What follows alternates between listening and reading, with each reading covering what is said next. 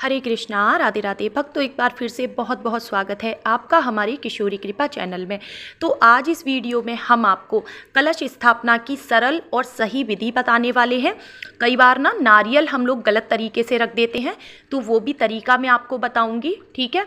और कलश के अंदर हमें क्या डालना है, दीप कलश कैसे तैयार किया जाता है, सारी विधि मैं आपको बताने वाली हूँ। तो वीडियो को पूरा देखिएगा और वीडियो पसंद आए तो लाइक शेयर कमेंट ज़रूर से कीजिएगा।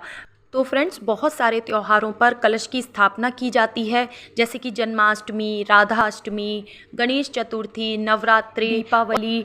तो फ्रेंड्स, हमारे घर में जब भी कोई शुभ काम होते हैं, कोई भी पूजा पाठ होती है, तो हमारे घर में कलश की स्थापना की जाती है।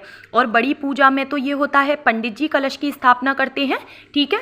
लेकिन हम अपने आप से घर में कैसे कलश स्थापना करें, तो देखिए यहाँ पे मैंने तांबे का एक लोटा लिया है, उस पर स्वास्तिक बनाया है और उसके कंठ पर हमने मौली बांध दी है, ठीक है। और इस पूजा में आपको गंगा जल जरूर से होना चाहिए आपके पास, तो हम थोड़ा सा गंगा जल डाल लेंगे।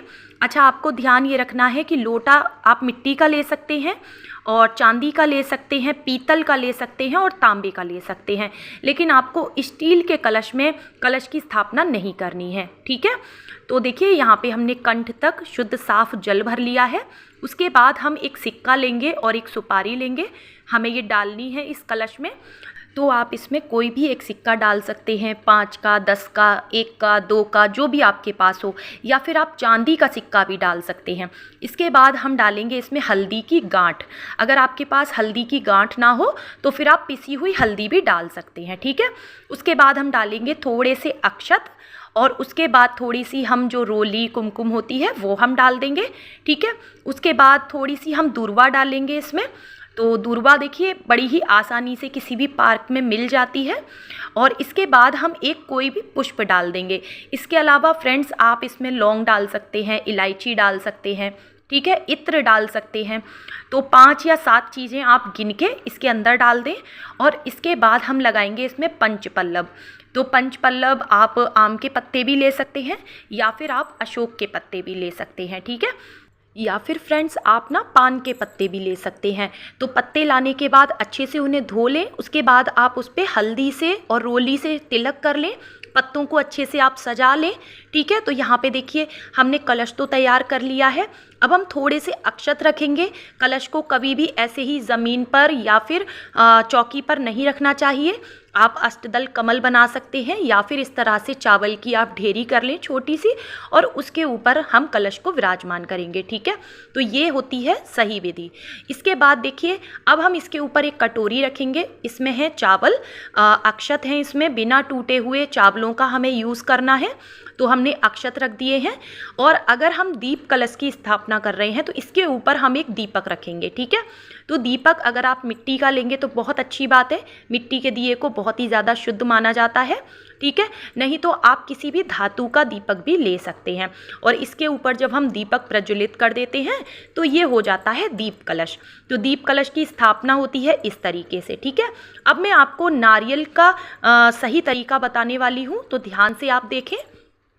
तो फ्रेंड्स, यहाँ पे लिया है मैंने जटा वाला नारियल और ये पानी वाला नारियल है। इसको मैंने आपको समझाने के लिए छील दिया है, ठीक है। ये 2 आँख बनी हुई है। अगर मैं यहाँ से इसको और छीलूंगी तो 1 आँख और इनकी जो है बनी हुई होती है। तो आपको ध्यान ये रखना है, ये पानी वाला नारियल होना चाहिए। और देखिए इधर की तरफ इसकी होती है पूँछ, ठीक है, और इधर बहुत ही ज़्यादा थोड़ा सा टाइट हिस्सा होता है। तो ये इसका मुख नहीं होता है, ठीक है। हम इसका मुख किधर होता है, जिधर इनकी 3 आँख बनी हुई होती हैं। तो ये इस तरफ से। अच्छा, अब हमें गलती क्या नहीं करनी है। कई बार लोग क्या करते हैं कि इसको इस तरह से खड़ा करके रख देते हैं। नारियल का मुख कहते हैं अगर ऊपर की तरफ हो तो रोग बढ़ते हैं, घर में कोई ना कोई बीमार रहता है। नारियल का मुख अगर नीचे की तरफ आपने कर दिया कलश में तो कहते हैं शत्रु बढ़ते हैं, घर में लड़ाई झगड़े बढ़ते हैं, ठीक है। तो हमें ना तो नारियल का मुख नीचे की तरफ रखना है, ना ही ऊपर की तरफ।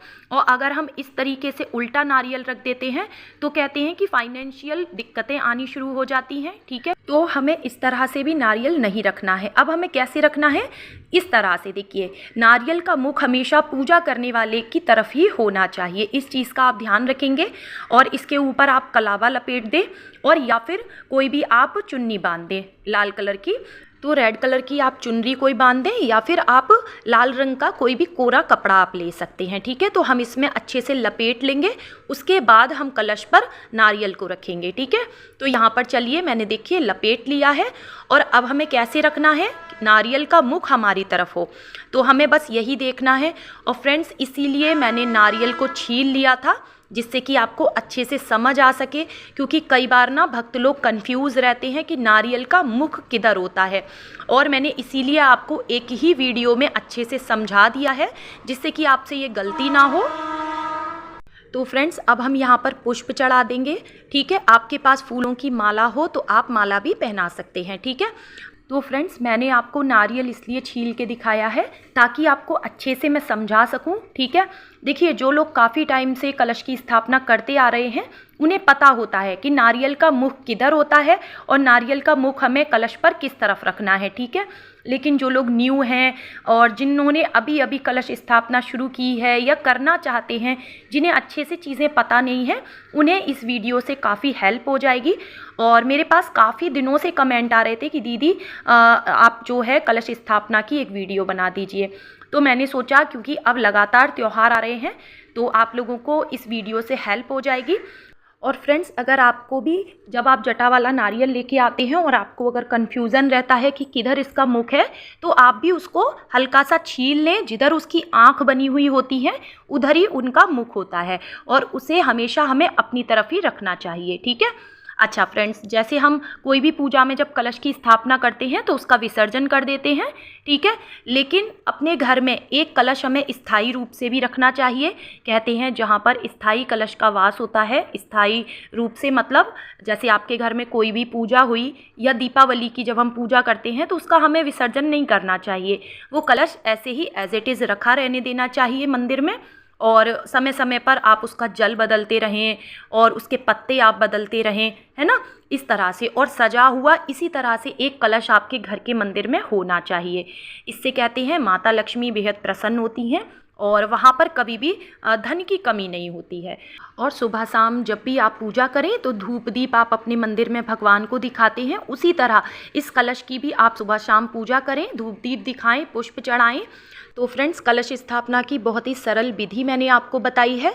उम्मीद करती हूँ आज का वीडियो आपको पसंद आया होगा, और कोई भी सवाल हो तो वो आप कमेंट बॉक्स में पूछ सकते हैं, और चैनल को सब्सक्राइब जरूर कर लें। मिलती हूँ नेक्स्ट वीडियो में।